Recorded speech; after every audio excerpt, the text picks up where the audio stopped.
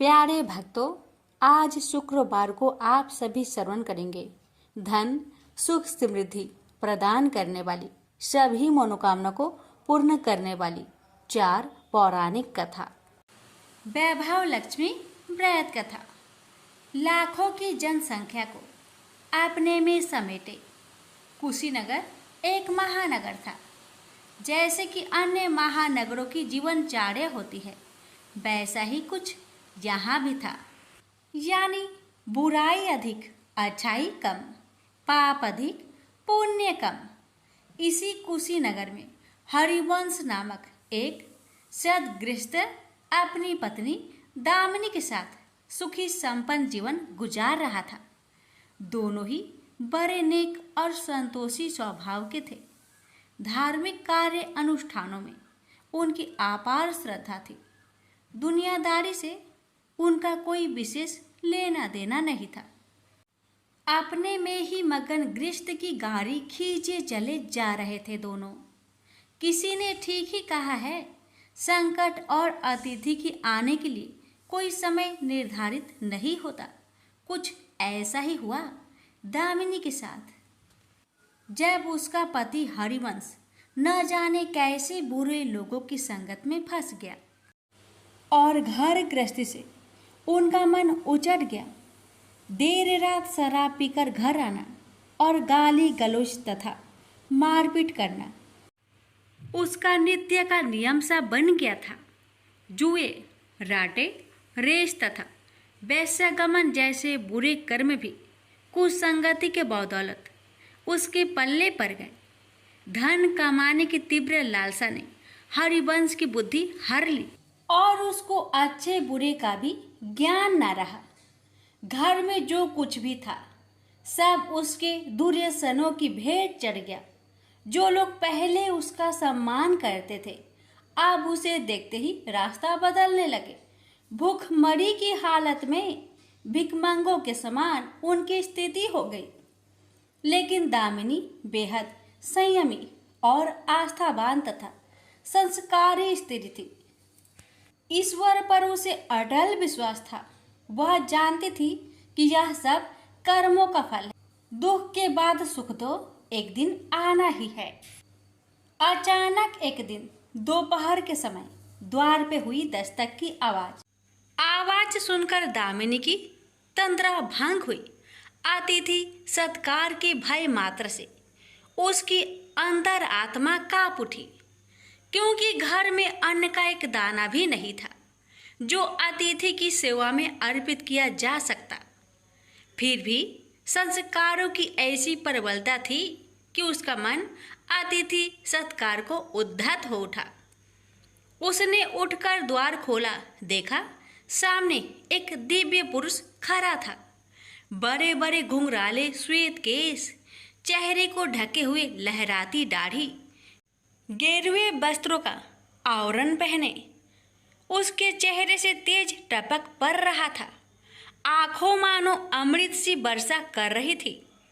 उस दिव्य पुरुष को देखकर दामिनी को अपार शांति का अनुभव हुआ और वह उसे देखते ही समझ गई कि आगत वास्तव में कोई पहुंचा हुआ सिद्ध महात्मा है। उसके मन में अतिथि के प्रति गहन श्रद्धा के भाव उमड़ पड़े और वह उसे सम्मान सहित घर के भीतर ले गई।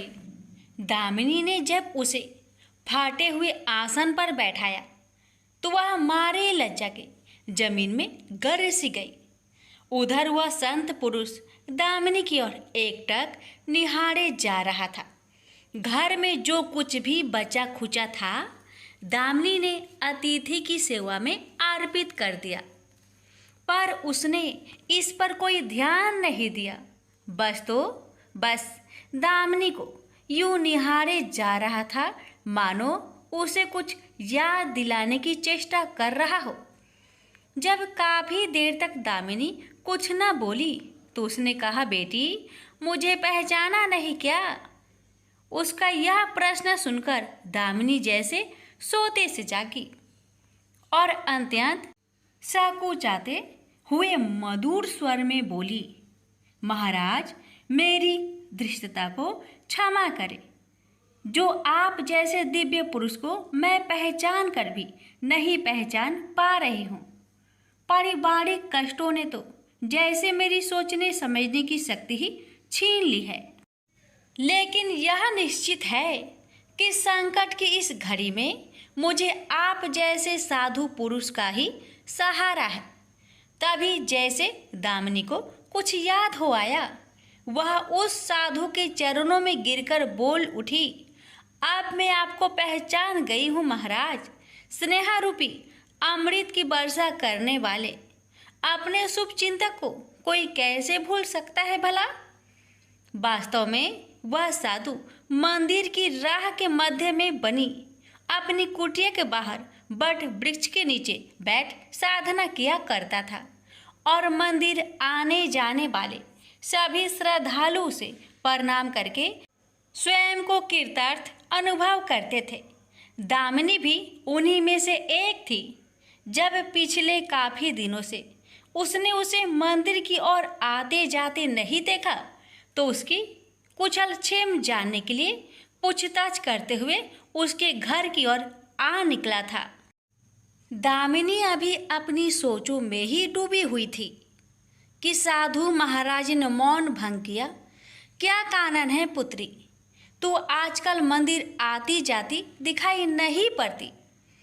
तुझे जो भी कष्ट है मुझे बता, शायद मैं तेरी कुछ सहायता कर सकूं।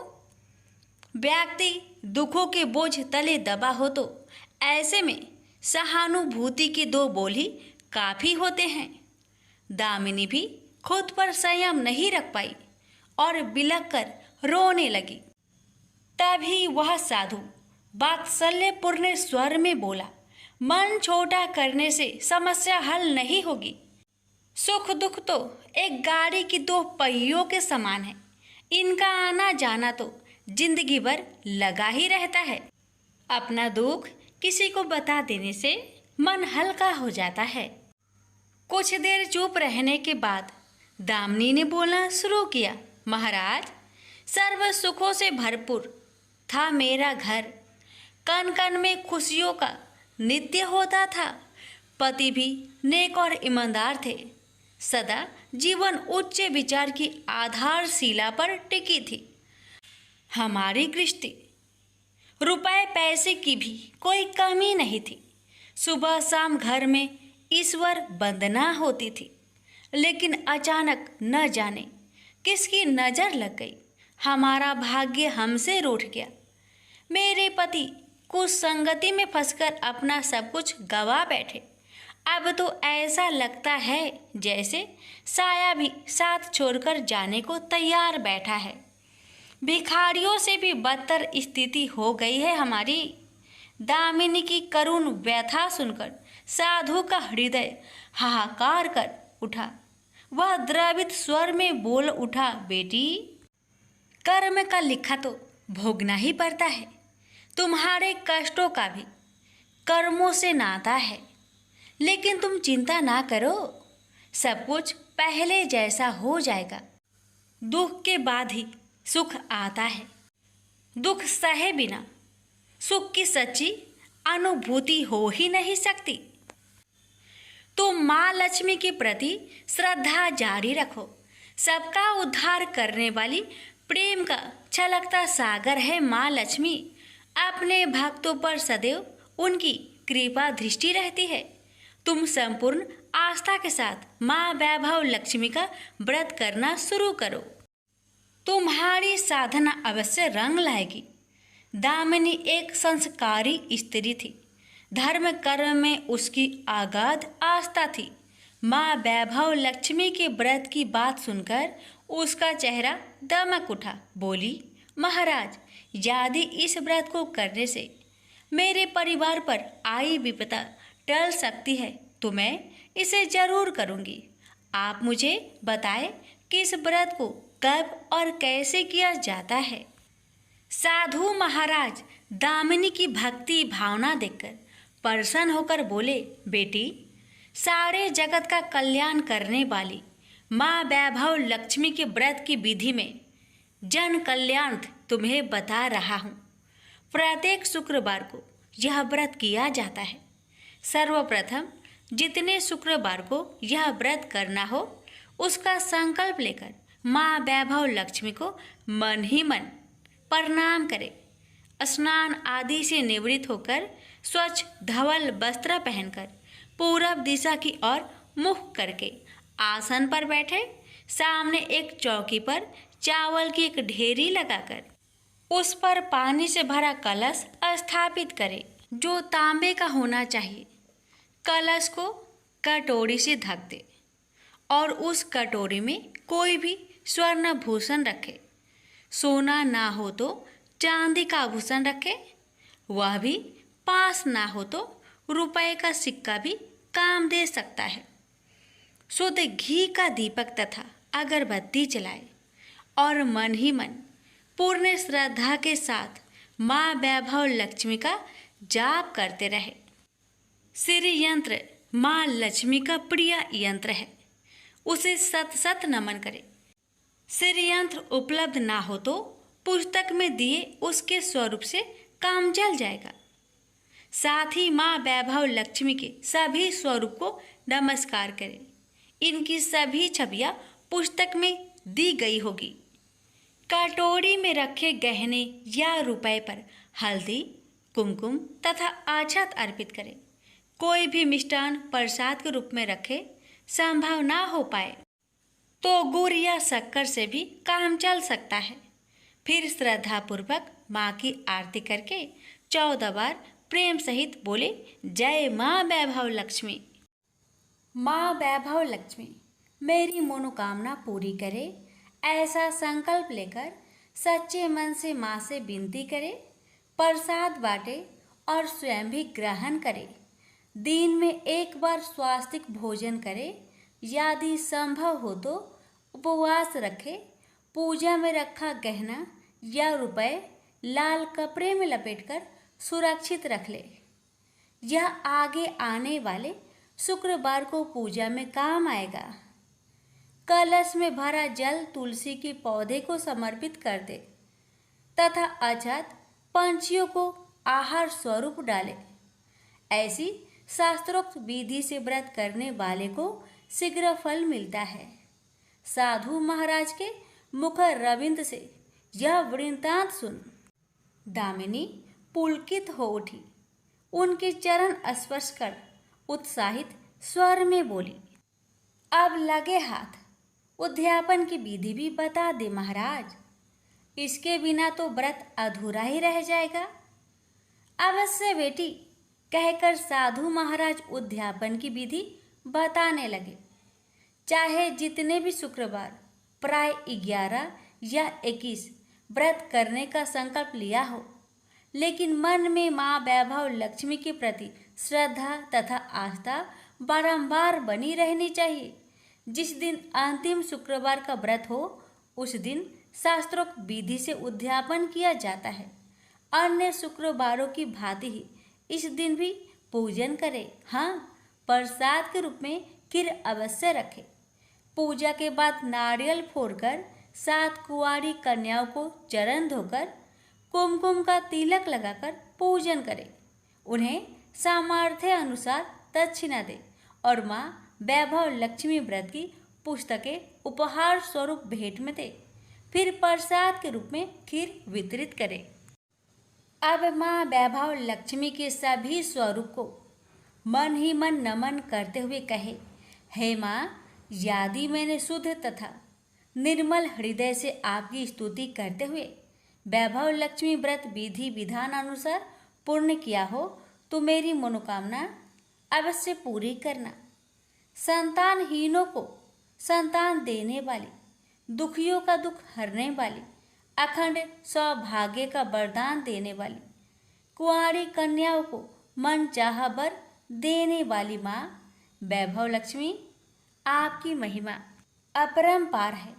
अपने हर भक्त की विपत्तियां हरकर उन्हें सुख समृद्धि प्रदान करना।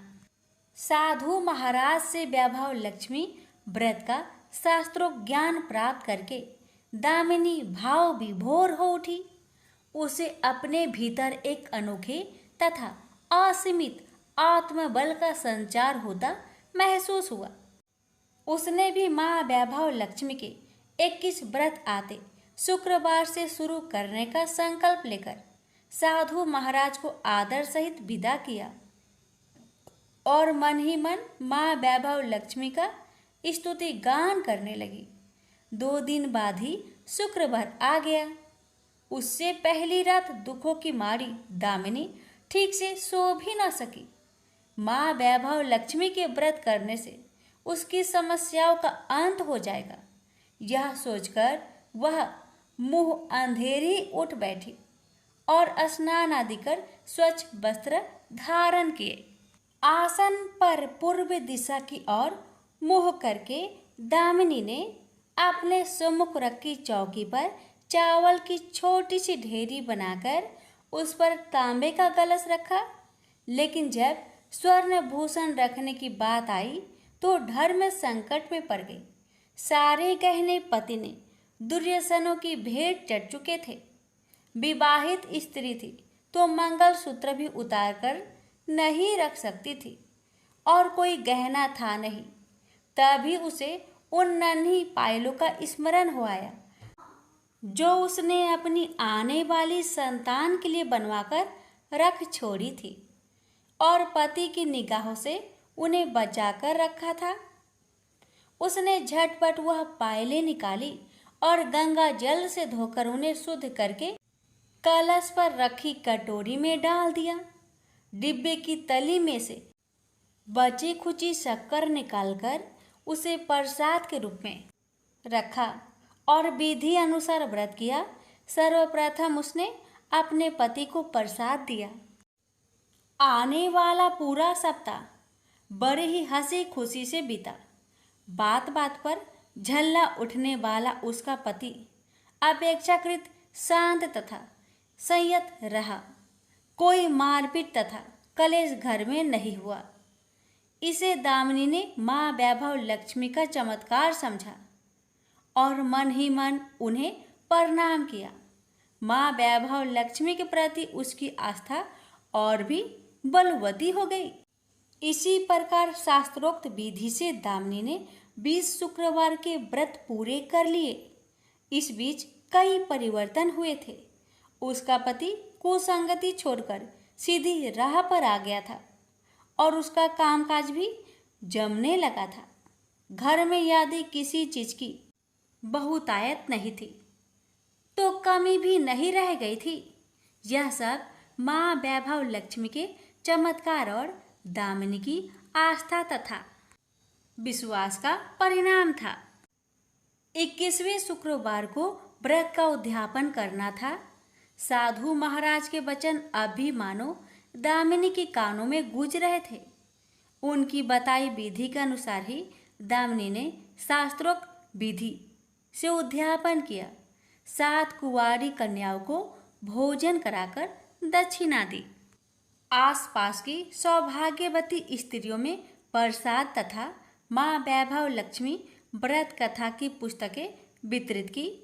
माँ वैभव लक्ष्मी के हर स्वरूप को प्रणाम किया और कहा, आपकी महिमा निराली है माँ। आपने मेरे सारे दुख हर लिए, मेरी सभी मनोकामनाएं पूर्ण कर दी। मेरा उजड़ा घर फिर से बस गया। मेरा यह नया जीवन आप ही की देन है माँ। मैं आजीवन आपकी पूजा अर्चना करूंगी और दूसरों को भी आपकी महिमा से अवगत कराकर वैभव लक्ष्मी के व्रत रखने के लिए प्रेरित करूंगी। बोलो जय माँ वैभव लक्ष्मी, आपकी सदा ही जय हो। माँ अन्नपूर्णा की व्रत कथा। एक समय की बात है। काशी निवासी धनंजय की पत्नी का नाम सुलक्षणा था। उसे अन्य सब सुख प्राप्त थे, केवल निर्धनता ही उसके दुख का एकमात्र कारण थी। यह दुख उसे हर समय सताता रहता था। एक दिन सुलक्षणा पति से बोली, स्वामी आप कुछ उद्यम करो तो काम चले। इस प्रकार कब तक काम चलेगा? सुलक्षणा की बात धनंजय के मन में बैठ गई और वह उसी दिन विश्वनाथ शंकर जी को प्रसन्न करने के लिए बैठ गया और कहने लगा, हे देवाधिदेव विश्वेश्वर, मुझे पूजा पाठ कुछ नहीं आता है, केवल आपके भरोसे बैठा हूँ। इतनी विनती करके वह 2-3 दिन भूखा प्यासा बैठा रहा। यह देखकर भगवान शंकर ने उसके कान में अन्नपूर्णा अन्नपूर्णा अन्नपूर्णा इस प्रकार 3 बार कहा। यह कौन क्या कह गया? इसी सोच में धनंजय पड़ गया कि मंदिर से आते ब्राह्मणों को देखकर पूछने लगा, पंडित जी, अन्नपूर्णा कौन है? ब्राह्मणों ने कहा, तू अन्न छोड़कर बैठा है, सो तुझे अन्न की बात सूझती है, जा घर जाकर अन्न ग्रहण कर। धनंजय घर गया, स्त्री से सारी बात कही। वह बोली, नाथ चिंता मत करो, स्वयं शंकर जी ने यह मंत्र दिया है, वे स्वयं ही खुलासा करेंगे, आप फिर जाकर उनकी आराधना करो।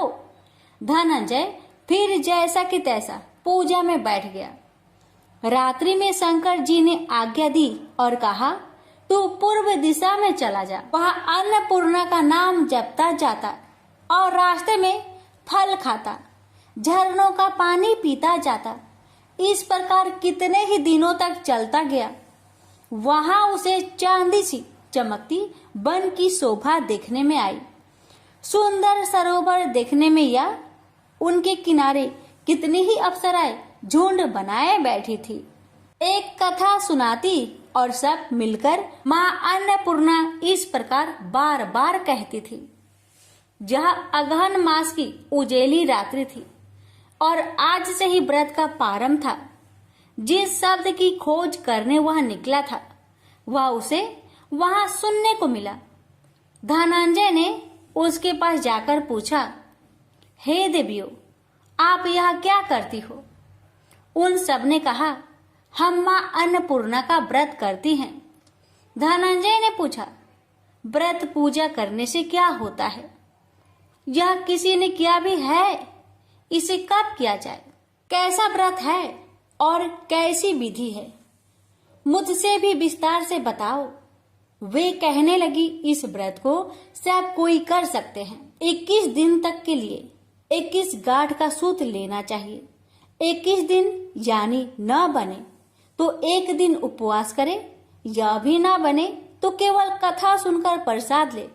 निराहार रहकर कथा कहे, कथा सुनने वाला कोई न मिले तो पीपल के पत्तों को रख, सुपारी या घृत कुमारी वृक्ष को सामने कर, दीपक को साक्षी कर, सूर्य गाय तुलसी या महादेव को बिना कथा सुनाए मुख में दाना न डाले। यदि भूल से कुछ पड़ जाए तो एक दिवस फिर उपवास करे। व्रत के दिन क्रोध न करे और झूठ ना बोले। धनंजय बोला, इस व्रत के करने से क्या होगा? वे कहने लगी, इसके करने से अंधों को नेत्र मिले, लुल्लू को हाथ मिले, निर्धन के घर धन आए, बाझिन को संतान मिले, मूर्ख को विद्या आए। जो जिस कामना से व्रत करे माँ उसकी इच्छा पूरी करती है। वह कहने लगा, बहनों, मेरे पास भी धन नहीं है, विद्या नहीं है, कुछ भी तो नहीं है। मैं तो दुखिया ब्राह्मण हूँ, मुझे इस व्रत का सूत दोगी? हाँ भाई, तेरा कल्याण हो, हम तुम्हें अवश्य देंगे। ले इस व्रत का मंगल सूत्र ले। धनंजय ने व्रत किया। व्रत पूरा हुआ तभी सरोवर में से 21 खंड की स्वर्ण सीढ़ी हीरा मोती जड़ी हुई प्रकट हुई। धनंजय अन्नपूर्णा अन्नपूर्णा कहता जाता था। इस प्रकार कितनी ही सीढ़ियां उतर गया तो क्या देखता है कि करोड़ों सूर्य से प्रकाशमान अन्नपूर्णा का मंदिर है। उसके सामने स्वर्ण सिंहासन पर माता अन्नपूर्णा विराजमान है। सामने भिक्षा हेतु शंकर भगवान खड़े हैं। देवांगनाएं चवर डुलाती है, कितनी ही हथियार बांधे पहरा देती है। धनंजय दौड़कर जगदम्बा के चरणों में गिर गया। देवी उसके मन का कलेश जान गई। धनंजय कहने लगा, माता आप तो अंतर्यामी हो, आपको अपनी दशा क्या बताऊं। माता बोली, मेरा व्रत किया है, जा संसार तेरा सत्कार करेगा।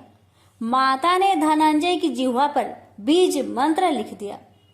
अब तो उसके रोम रोम में विद्या प्रकट हो गई। इतने में क्या देखता है कि वह काशी विश्वनाथ के मंदिर में खड़ा है। माँ का वरदान ले धनंजय घर आया, सुलक्षणा से सब बात कही। माता जी की कृपा से उसके घर में संपत्ति उमड़ने लगी। छोटा सा घर बहुत बड़ा गिना जाने लगा। जैसे शहद के छत्तों में मक्खियां जमा होती है, उसी प्रकार अनेक सगे संबंधी आकर उसकी बड़ाई करने लगे। कहने लगे, इतना धन और इतना बड़ा घर, सुंदर संतान नहीं हो तो इस कमाई का कौन भोग करेगा। सुलक्षणा से संतान नहीं है, इसलिए तुम दूसरा विवाह करो। अनिच्छा होते हुए भी धनंजय को दूसरा विवाह करना पड़ा और सुलक्षणा को सौत का दुख उठाना पड़ा। इस प्रकार दिन बीतते गए और अगहन मास आया। नए बंधन से बंधे पति से सुलक्षणा ने कहलाया कि हम व्रत के प्रभाव से सुखी हुए हैं, इस कारण यह व्रत छोड़ना नहीं चाहिए। यह माता जी का प्रताप है जो हम इतने संपन्न और सुखी हैं। सुलक्षणा की बात सुन धनंजय उसके यहाँ आया और व्रत में बैठ गया। नई बहू को इस व्रत की खबर नहीं थी। वह धनंजय की आने की राह देख रही थी। दिन बीतते गए और व्रत पूर्ण होने में 3 दिवस बाकी थे कि नई बहू को खबर पड़ी। उसके मन में ईर्ष्या की ज्वाला दहकने लगी थी। सुलक्षणा के घर आ पहुंची और उसने वहां भगदड़ मचा दी। वह धनंजय को अपने साथ ले गई। नए घर में धनंजय को थोड़ी देर के लिए निंद्रा ने आ दबाया। इसी समय नई बहू ने उसका व्रत का सूत तोड़कर आग में फेंक दिया। अब तो माता जी का कोप जाग गया। घर में अकस्मात आग लग गई। सब कुछ जलकर खाक हो गया। सुलक्षणा जान गई और पति को फिर अपने घर ले आई। नई बहू रूठ कर माता पिता के घर जा बैठी। पति को परमेश्वर मानने वाली सुलक्षणा बोली, नाथ घबराना नहीं, माता जी की कृपा अलौकिक है। पुत्र कुपुत्र हो जाता है पर माता कुमाता नहीं होती। अब आप श्रद्धा और भक्ति से आराधना शुरू करो, वे जरूर हमारा कल्याण करेगी। धनंजय फिर माता के पीछे पड़ गया। फिर वही सरोवर सीढ़ी प्रकट हुई। उसमें माँ अन्नपूर्णा कहकर वह उतर गया। वहां जा माता जी के चरणों में रुदन करने लगा। माता प्रसन्न होकर बोली, यह मेरी स्वर्ण की मूर्ति ले, उसकी पूजा करना, तू फिर सुखी हो जाएगा। जा, तुझे मेरा आशीर्वाद है। तेरी स्त्री सुलक्षणा ने श्रद्धा से मेरा व्रत किया है, उसे मैंने पुत्र दिया है। धनंजय ने आंखें खोली तो खुद को काशी विश्वनाथ के मंदिर में खड़ा पाया। वहां से फिर उसी प्रकार घर को आया। इधर सुलक्षणा के दिन चढ़े और महीने पूरे होते ही पुत्र का जन्म हुआ। गांव में आश्चर्य की लहर दौड़ गई। इस प्रकार उसी गांव के निसंतान सेठ के पुत्र होने पर उसने माता अन्नपूर्णा का मंदिर बनवा दिया। उसमें माता जी धूमधाम से पधारी, यज्ञ किया और धनंजय को मंदिर के आचार्य का पद दे दिया। जीविका के लिए मंदिर की दक्षिणा और रहने के लिए बड़ा सुंदर सा भवन दिया। धनंजय स्त्री पुत्र सहित वहां रहने लगा। माता जी के चढ़ावे में भरपूर आमदनी होने लगी। उधर नई बहू के पिता के घर डाका पड़ा, सब लूट गया। वे भीख मांगकर पेट भरने लगे। सुलक्षणा ने यह सुना तो उन्हें बुला भेजा, अलग घर में रख लिया और उनके अन्न वस्त्र का प्रबंध कर दिया। धनंजय, सुलक्षणा और उसका पुत्र माता जी की कृपा से आनंद से रहने लगे। माता जी ने जैसे इनके भंडार भरे वैसे सबके भंडार भरे। हे माता, अगर आपकी कथा कहने में हमसे कोई गलती हुई हो उसे क्षमा करना और अपने सभी भक्तों की सभी मनोकामना को पूर्ण करना। प्रेम से बोलिए अन्नपूर्णा माता की जय। हर हर महादेव, माता पार्वती की जय। संतोषी माता की व्रत कथा। माँ संतोषी को सुख, शांति और वैभव का प्रतीक माना जाता है। मान्यता है कि जो व्यक्ति शुक्रवार के दिन संतोषी माता का व्रत रखकर उनकी विधिवत पूजा करता है और कथा को बड़े ही श्रद्धा से प्रसन्नचित मन से पूरा श्रवण करता है, उसकी हर मनोकामना को माता पूर्ण करती है। इसके साथ ही धन और विवाह संबंधी समस्याओं से भी छुटकारा मिल जाता है। हे माता, आपकी कथा कहने वाले, सुनने वाले, हुक्कार भरने वाले सभी भक्तों की मनोकामना को पूर्ण करना। प्रेम से बोलिए संतोषी माता की जय। कथा इस प्रकार है। एक बुढ़िया माई थी, उसके 7 लड़के थे। 6 कमाने वाले थे और एक निकम्मा था, कमाता कुछ नहीं था। बुढ़िया माई अपने 6 बेटों के लिए भोजन बनाती थी और उनको भोजन कराती और उनसे जो कुछ जूठन बचती वह 7वें बेटे को देती थी। एक दिन 7वां बेटा अपनी पत्नी से बोला, देखो मेरी माँ को मुझ पर कितना प्रेम है। वह बोली, क्यों नहीं, सबका जो जूठा तुमको खिलाती है। वह बोला, ऐसा नहीं हो सकता। मैं जब तक अपनी आंखों से ना देख लूं, मैं मान नहीं सकता कि मेरी माँ मेरे साथ ऐसा कर सकती है। कुछ दिन बाद त्योहार आया। घर में 7 प्रकार के भोजन और चूरमे के लड्डू बने।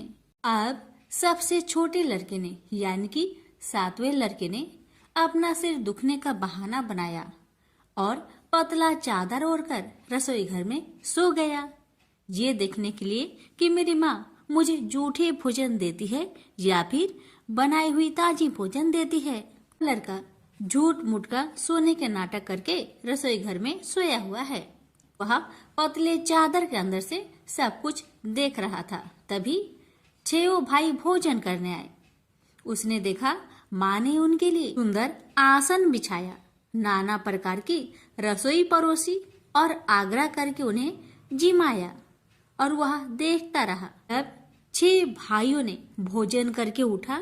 तब माँ ने क्या किया कि उनकी बची हुई भोजन, जूठी भोजन थालियों में से इकट्ठा करके सभी लड्डुओं के टुकड़ों को उठाकर एक लड्डू बनाया और सभी जूठन को साफ करके बुढ़िया ने अपने सबसे छोटे लड़के को पुकारा, बेटा 6 भाई भोजन करके चले गए, अब तू ही बाकी है, उठ और खाना खा ले। तब वह बेटा कहने लगा, माँ मुझे आज भूख नहीं लगा है, मुझे भोजन नहीं करना, मैं अब जहाँ नहीं रहूंगा, मैं परदेश चला जाऊंगा। अपने बेटे की बातें सुन माँ ने कहा, बेटा तू कल जाना चाहता है ना, कल क्यों जाएगा, तुम आज ही चला जा।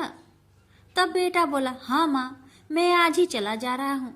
यह कहकर वह घर से निकल गया। चलते समय पत्नी की याद आई। वह गौशाला में उपले थाप रही थी। वहां जाकर वह बोला, हम जावे परदेश, आवेंगे कुछ काल, तुम रहियो संतोष से, धर्म अपनो पाल। पत्नी बोली, जाओ पिया आनंद से, हमरो सोच हटाए, राम भरोसे हम रहे, ईश्वर तुम्हें सहाय। 2 निशानी आपन, देख धरो में धीर, सुधी मती हमारी, बिसारियो रखियो मन गंभीर। पति बोला, मेरे पास तो कुछ नहीं, यह अंगूठी है, सुले और अपनी कुछ निशानी मुझे भी दे। पत्नी बोली, मेरे पास क्या है, यह गोबर से भरा हाथ। यह कहकर पति की पीठ पर गोबर के हाथ की थाप मार दी। अब पति चल दिया। चलते चलते दूर देश पहुंचा। वहां एक साहूकार की दुकान थी। वहां जाकर कहने लगा, भाई मुझे नौकरी पर रख लो। साहूकार को जरूरत थी तो वह बोला, रह जाओ। लड़के ने पूछा, तनख्वाह क्या दोगे? तो साहूकार ने कहा, तुम्हारा काम देखकर तब हम दाम देंगे। साहूकार की नौकरी मिली। वह सुबह 7 बजे से 10 बजे तक नौकरी करने लगा। कुछ दिनों में दुकान का सारा लेन देन, हिसाब किताब, ग्राहकों को माल बेचना, सारा काम करने लगा। साहूकार के 7-8 नौकर थे। वे सब चक्कर खाने लगे। यह तो बहुत होशियार बन गया है। सेठ ने भी काम देखा और 3 महीने में ही उसे आधे मुनाफे का हिस्सेदार बना लिया। वह कुछ वर्ष में ही नामी सेठ बन गया और मालिक सारा कारोबार उस पर छोड़कर चला गया। इधर पति की अनुपस्थिति में उसकी पत्नी को सास ससुर दुख देने लगे। सारी गृहस्थी का काम करा के उसे लकड़ी लेने जंगल में भेजते हैं। इस बीच घर के आटे से जो भूसी निकलती उसकी रोटी बनाकर रख दी जाती और उसके साथ ही फूटे नारियल की नारेली में पानी। एक दिन वह लकड़ी लेने जा रही थी। रास्ते में बहुत सी स्त्रियां संतोषी माता की व्रत करते दिखाई दी। वह लड़की खड़ी होकर कथा सुनने लगी और पूछा, बहनों, तुम किस देवता की व्रत करती हो और उसके करने से क्या फल मिलता है? यदि तुम इस व्रत का विधान मुझे समझाकर कहोगी तो मैं तुम्हारा बड़ा एहसान मानूंगी। तब उनमें से एक स्त्री बोली, सुनो बहन, यह संतोषी माता का व्रत है। इसके करने से निर्धनता दरिद्रता का नाश होता है और जो कुछ मन में कामना हो सब संतोषी माता की कृपा से पूरी होती है। तब उसने उससे व्रत की विधि पूछी। वह भक्तिनी स्त्री बोली, 1.25 आने का गुड़ चना लेना, इच्छा हो तो 5.25 आने का लेना या फिर 1.25 रुपए का भी सहूलियत के अनुसार लाना। बिना परेशानी और श्रद्धा व प्रेम से जितना भी बन पड़े सवाया लेना। प्रत्येक शुक्रवार को निराहार रहकर कथा सुनना। इसके बीच कर्म टूटे नहीं, लगातार नियम पालन करते रहना।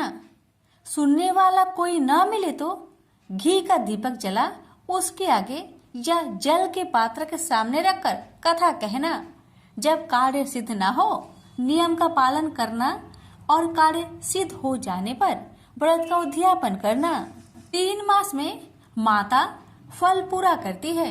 यदि किसी के ग्रह खोटे भी हो तो भी माता वर्ष भर में कार्य सिद्ध करती है।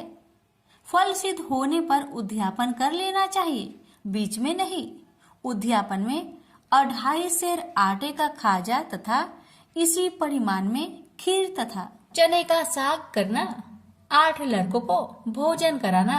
जहाँ तक मिले देवर जेठ भाई बंधु के हो, न मिले तो रिश्तेदारों और पास पड़ोसियों को बुलाना। उन्हें भोजन करा यथाशक्ति दक्षिणा दे। माता का नियम पूरा करना।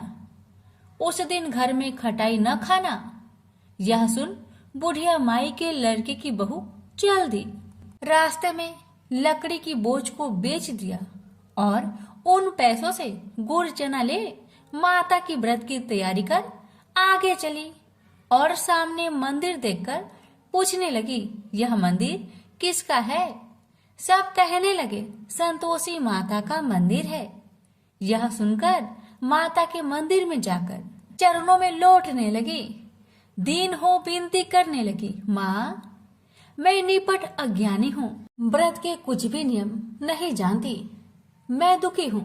हे माँ, जगत जननी, मेरा दुख दूर कर, मैं तेरी शरण में आई हूँ। माता को दया आई। एक शुक्रवार बीता कि दूसरे को उसके पति का पत्र आया और तीसरे शुक्रवार को उसका भेजा हुआ पैसा आ पहुंचा। यह देख जेठ जेठानी मुंह सिडोकने लगी। लड़के ताने देने लगे। काकी के पास पत्र आने लगे, रुपया आने लगा। अब तो काकी की खातिर बढ़ेगी। बेचारी सरलता से कहती, भैया कागज आवे रुपया आवे, हम सब के लिए अच्छा है। ऐसा कहकर आंखों में आंसू भरकर संतोषी माता के मंदिर में आ मातेश्वरी के चरण में गिरकर रोने लगी। माँ, मैंने तुमसे पैसा कब मांगा है माँ? मुझे पैसे से क्या काम है माँ? मुझे तो अपने सुहाग से काम है। मैं तो अपनी स्वामी के दर्शन मांगती हूँ माँ। तब माता ने प्रसन्न होकर कहा, जा बेटी, तेरा स्वामी आएगा। यह सुनकर खुशी से बावली होकर घर जा पहुंची। अपना काम काज करने लगी। अब संतोषी माँ विचार करने लगी, इस भोली पुत्री को मैंने कह तो दिया कि तेरा पति आएगा, लेकिन कैसे? वह तो इसे सपने में भी याद नहीं करता। उसे याद दिलाने को मुझे ही जाना पड़ेगा। इस तरह माता जी उस बुढ़िया के बेटे के पास जा सपना में प्रकट हो कहने लगी, साहूकार के बेटे, तुम सो रहा है या जागता है? वह कहने लगा, माता मैं सोता भी नहीं जागता भी नहीं, कहो क्या आज्ञा है? माता कहने लगी, तेरे घर बार कुछ है कि नहीं? वह बोला, मेरे पास सब कुछ है माँ, माँ बाप है, पत्नी है, क्या कमी है माँ? माँ बोली, भोले पुत्र, तेरी पत्नी घोर कष्ट उठा रही है, तेरे माँ बाप उसे परेशान कर रहे हैं, वह तेरे लिए तरस रही है, तू उसकी सुधि ले। वह बोला, हाँ माता जी, यह तो मालूम है, परंतु जाऊं तो कैसे? परदेश की बात है, लेन देन का कोई हिसाब नहीं है, कोई जाने का रास्ता भी नहीं आता, कैसे चला जाऊं?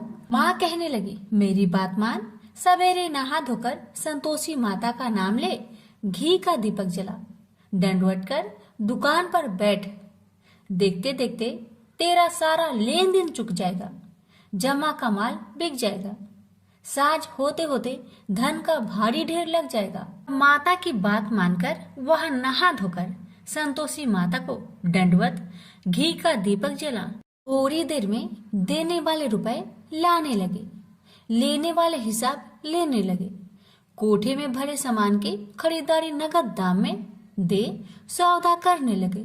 शाम तक धन का भारी ढेर लग गया। मन में माता का नाम ले चमत्कार देख प्रसन्न होकर घर ले जाने के वास्ते गहना कपड़ा सामान खरीदने लगा। यह काम से निपट तुरंत घर को रवाना हुआ। उधर उसकी पत्नी जंगल में लकड़ी लेने जाती है। लौटते वक्त माता जी के मंदिर में विश्राम करती है। वह तो उसके प्रतिदिन रुकने का जो स्थान ठहरा। धूल उड़ती देख वह माता से पूछती है, हे माता, यह धूल कैसे उड़ रही है? माता कहती है, हे पुत्री, तेरा पति आ रहा है, अब तू ऐसा कर, लकड़ियों के 3 बोझ बना ले, एक नदी के किनारे रख और दूसरा मेरे मंदिर पर, वह तीसरा अपने सिर पर। तेरे पति को लकड़ियों का गट्टर देख मोह पैदा होगा, वह यहाँ रुकेगा, नाश्ता पानी खाकर माँ से मिलने जाएगा, तब तू लकड़ियों का बोझ उठाकर जाना और चौक में गट्टर डालकर जोर से आवाज देकर कहना, लो सासू जी, लकड़ियों का गट्टर लो, भूसी की रोटी दो, नारियल की खोपरे में पानी दो, आज मेहमान कौन आया है? माता जी बहुत अच्छा कहकर वह प्रसन्न मन से लकड़ियों के 3 गट्टर बनाई, एक नदी के किनारे पर और एक माता जी के मंदिर पर रखा। इतने में मुसाफिर आ पहुंचा।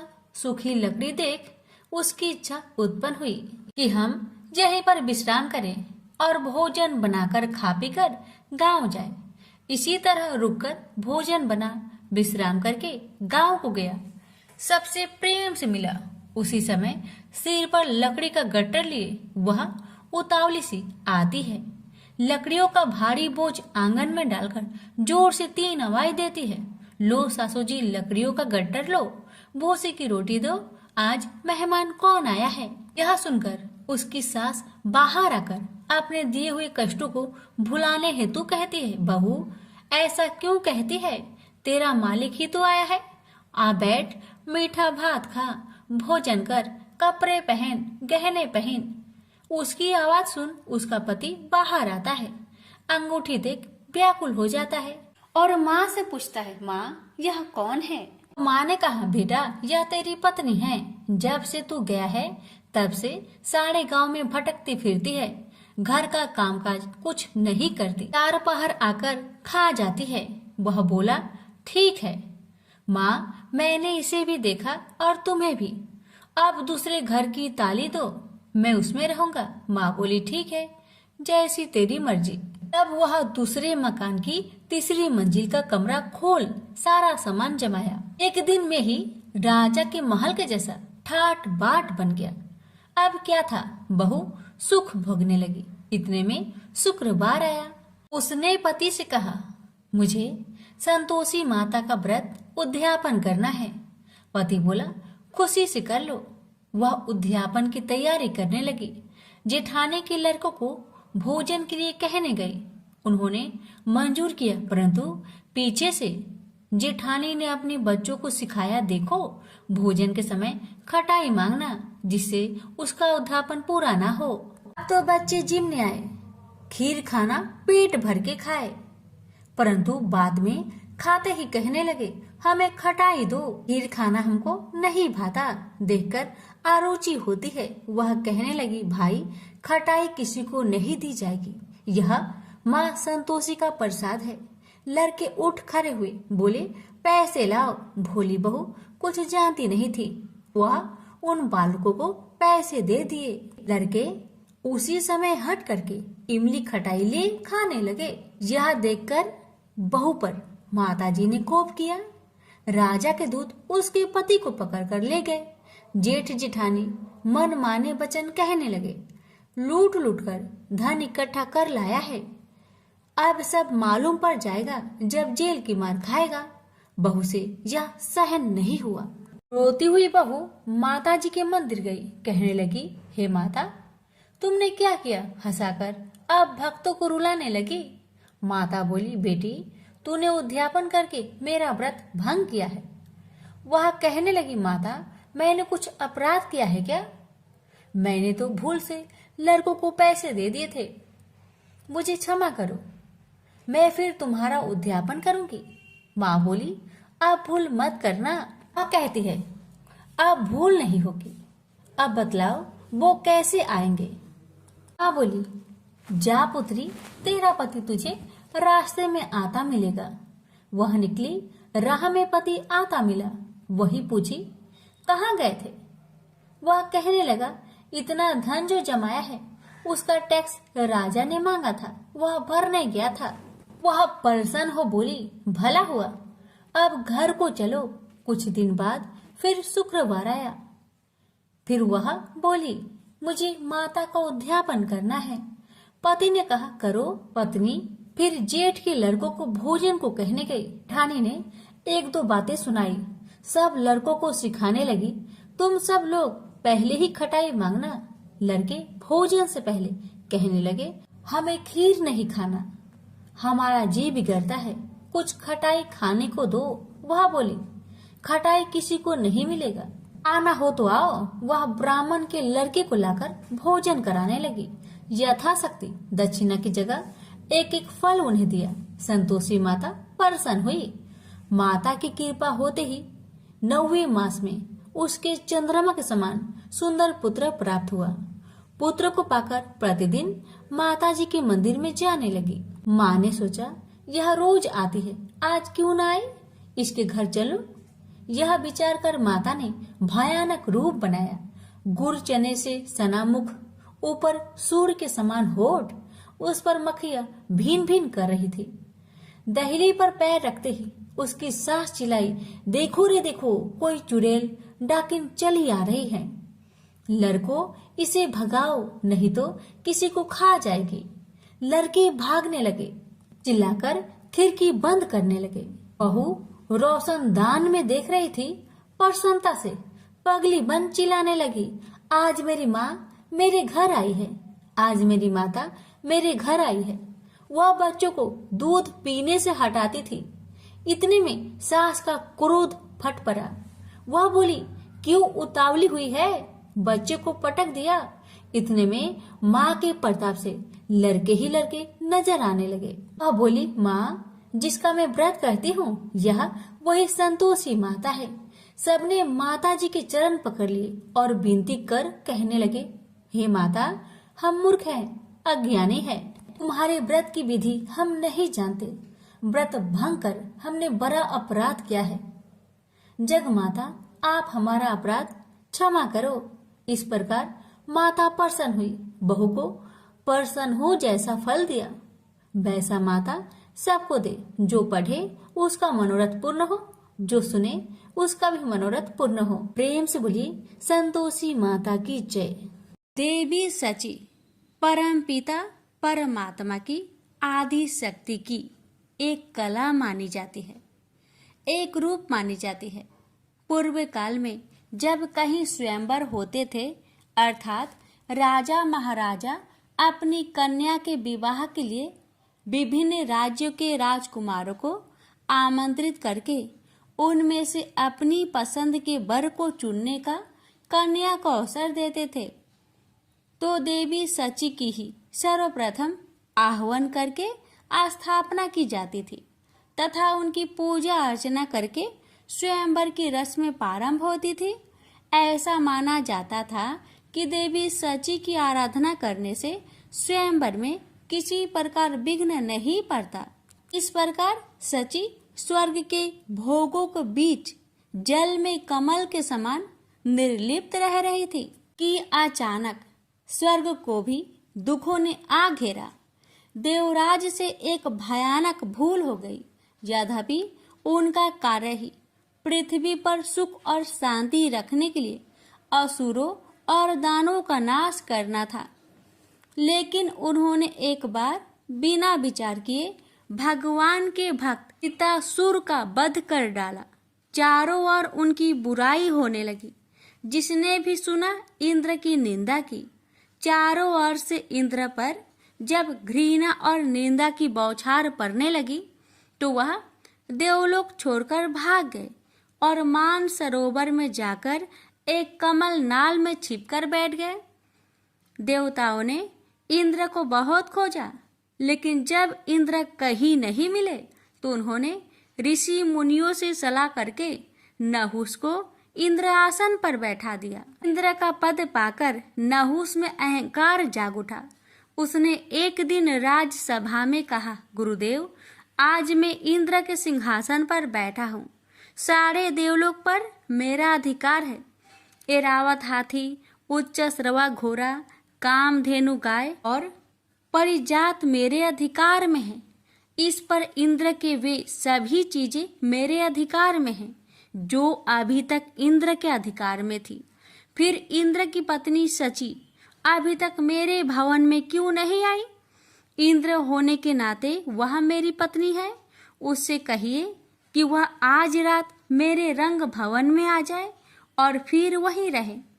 नहुस का संदेश लेकर गुरु बृहस्पति जब इंद्र की पत्नी सची के पास पहुंचे तो सची परेशान हो उठी। वह बोली, गुरुदेव, मैं पतिव्रता स्त्री हूँ।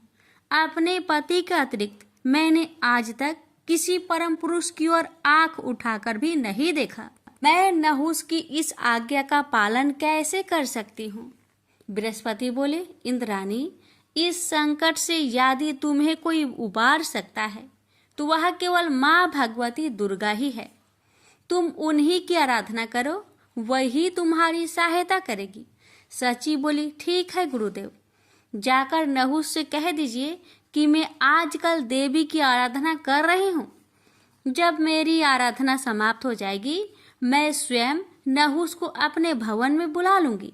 बृहस्पति सची का संदेश लेकर नहुस के पास चले गए तो सची ने देवी की आराधना करनी आरंभ कर दी।